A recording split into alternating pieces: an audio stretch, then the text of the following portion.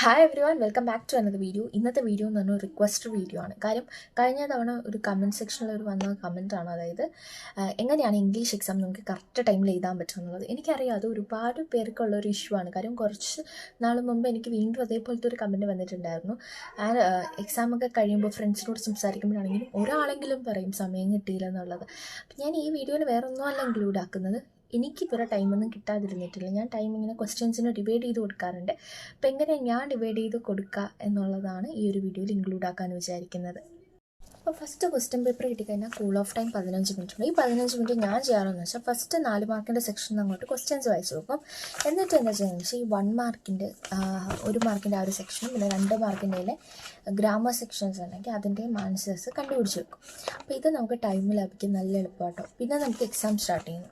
Exam നമുക്ക് എഴുതാനുള്ള time 150 minutes ആണ്. അതിൽ ഞാൻ 1 മാർക്കിൻ്റെ ക്വസ്റ്റ്യൻസ് 8 എഴുതാൻ ഞാൻ വെച്ചിരിക്കുന്ന മാക്സിമം ലിമിറ്റ് എന്ന് പറഞ്ഞാൽ 8 മിനിറ്റ് ആണ്.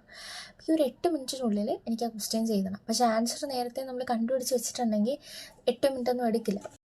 ഈ 2 മാർക്ക് സെക്ഷനിൽ നമുക്കങ്ങനെ വലിച്ചു വാരി എഴുതാനൊന്നുമില്ല. ജസ്റ്റ് ഇങ്ങനെ കണ്ടോ ഒന്ന് ഫില്ലിംഗ് ദ ബ്ലാങ്ക്സ് പോലെയോ എഡിറ്റ് ദ പാസേജ് അങ്ങനെയൊക്കെ വരാറുള്ളൂ. അപ്പം മാക്സിമം അതിലൊരു ക്വസ്റ്റ്യന് കൊടുക്കാനുള്ള ടൈം 2 മിനിറ്റ്സ് ആണ്. അതിനപ്പുറത്തേക്ക് അതിന് ടൈം കൊടുക്കരുത്. അപ്പോൾ അതിന് വേണ്ടിയിട്ട് എന്ത് ചെയ്യുക, ഈ കൂൾ ഓഫ് ടൈമിൽ തന്നെ അതിൻ്റെയൊക്കെ ആൻസർ പറ്റുന്നതാണെങ്കിൽ ഒന്ന് കണ്ടുപിടിച്ച് വെക്കാൻ നോക്കുക. പിന്നെയുള്ളത് 4 മാർക്ക് സെക്ഷൻ. ഇതിൽ ഒരു ക്വസ്റ്റ്യൻ മാക്സിമം 7 മിനിറ്റ്. അതിന് അപ്പുറത്തേക്ക് പോയാൽ നിങ്ങൾക്ക് പിന്നെ ടൈം കിട്ടാതാവും. പിന്നെയുള്ളത് 6 മാർക്കിൻ്റെ സെക്ഷനാണ്. 6 മാർക്കിൻ്റെ സെക്ഷൻ ആകുമ്പോഴത്തേക്ക് ഒരു ക്വസ്റ്റ്യന് മാക്സിമം കൊടുക്കേണ്ട ടൈം 10 മിനിറ്റ്സ് ആണ്. 10 മിനിറ്റ്സ് എന്ന് പറയുമ്പോൾ നിങ്ങൾക്ക് ഏകദേശം ഒരു 5 ക്വസ്റ്റ്യൻ ഉള്ളതുകൊണ്ട് ഒരു 50 മിനിറ്റൊക്കെ ആകുമ്പോഴത്തേക്ക് അതൊന്ന് ഏകദേശം കവർ ചെയ്തെടുക്കാൻ പറ്റും. 8 മാർക്കിൻ്റെ ഒരു ക്വസ്റ്റ്യന് നിങ്ങൾ ഏകദേശം ഒരു 20 മിനിറ്റ് കൊടുക്കണം. അതിനപ്പുറത്തേക്ക് പോകരുത്. 20 മിനിറ്റ്. 2 ക്വസ്റ്റ്യൻ അപ്പോൾ ചെയ്യാൻ വേണ്ടി 40 മിനിറ്റ്. ഞാനിപ്പോൾ പറഞ്ഞ പോലെ ഞാൻ എഴുതാറുള്ളത്. അപ്പോൾ എനിക്ക് ഏകദേശം ഒരു 140 മിനിറ്റ്സൊക്കെ ആകുമ്പോഴത്തേക്ക് എക്സാം എഴുതി കഴിയാൻ പറ്റാറുണ്ട്. 10 മിനിറ്റില്ല, അതെന്തിനാന്നായിരിക്കും. അപ്പോൾ ഈ 10 മിനിറ്റ് എന്ന് പറയുന്നത് നിങ്ങൾ ക്വസ്റ്റ്യൻസ് എഴുതിയത് കറക്റ്റാണോ എന്നൊന്ന് വായിച്ച് നോക്കണം. ഒന്നാമത്തെ കാര്യം ഞാൻ പറയാം, ക്വസ്റ്റ്യൻ നമ്പേഴ്സ് കറക്റ്റാണോ ഇട്ടേക്കണേന്ന് നോക്കുക. രണ്ടാമത്തെ കാര്യം എന്ന് പറയുന്നത് ആ ക്വസ്റ്റ്യനിൽ എത്ര ക്വസ്റ്റ്യൻസ് എഴുതിയിട്ടുണ്ടെന്ന് എണ്ണി നോക്കിയിട്ട് അത്രയും ക്വസ്റ്റ്യൻസ് നിങ്ങൾ ആൻസർ പേപ്പറിൽ എഴുതിയിട്ടുണ്ടോ എന്ന് ഒന്നുകൂടെ ഒന്ന് ഉറപ്പുവരുത്തുക. മൂന്നാമത്തെ കാര്യം, ഇത് ഒന്നേന്ന് വായിച്ച് നോക്കുക.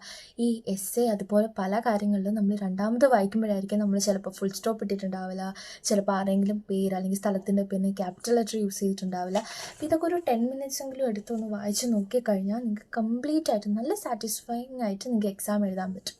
അപ്പോൾ ഇതേപോലെ എഴുതാൻ പറ്റുമെന്നായിരിക്കും ഡൗട്ട്. ഇതേപോലെ നല്ലതുപോലെ എഴുതാൻ പറ്റും. പക്ഷേ ഇങ്ങനെ ഇതുവരെ ടൈം കിട്ടാത്തവരാണെന്നുണ്ടെങ്കിൽ ഞാൻ പറയുന്നത് ആ ഒരു സ്റ്റഡി ലീവിൻ്റെ സമയത്ത് മുമ്പത്തെ ഏതെങ്കിലുമൊക്കെ ക്വസ്റ്റ്യൻ പേപ്പർ ഇതേപോലെ ടൈം ബൗണ്ട് വെച്ചിട്ട് ഒന്ന് എഴുതി നോക്കി പ്രാക്ടീസ് ചെയ്താൽ കുറച്ചുകൂടെ ഹെൽപ്പായിരിക്കും നിങ്ങൾക്ക് പബ്ലിക് എക്സാമിന്.